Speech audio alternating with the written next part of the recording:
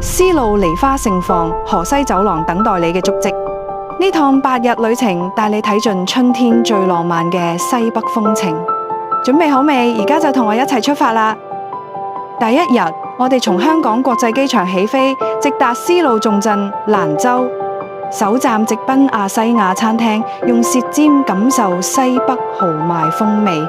夜宿蘭州眾邦喜來登，枕住黃河濤聲入夢。第二日，闖入世界第一古梨園十川古梨園，12000畝梨花同時怒放，春風一夜白頭，梨海淹沒山丘。翠明特別安排農家樂下午茶，捧住蘭州特色三炮台，細味慢活時光。第三日，直奔世界10大地理奇觀，張沂七彩丹霞，岩層流淌彩虹，天地喺此揮毫。相機記憶體要清空，呢度每個轉角都係大片。第四日，登上天下第一雄關嘉峪關，觸摸古絲路咽喉嘅滄桑。翠明特別安排古風通關儀式，瞬間穿越明朝守關將士，再訪完備長城，真係鋼鐵巨龍盤踞山巔。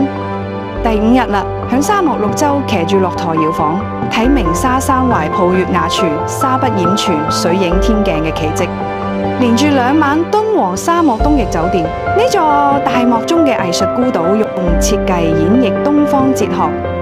第6日，特別體驗陽關注古裝詞文碟出關，藏行詩即刻湧上心頭。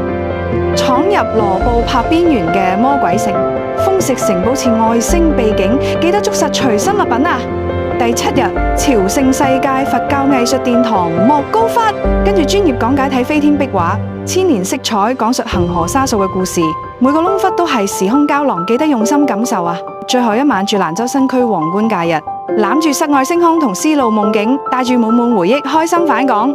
翠明假期1年1度萬畝梨花8日遊，住中國最美沙漠酒店，僅開3團，4月13號、15號、17號出發，名額如梨花花期般短暫，手慢真係會後悔㗎。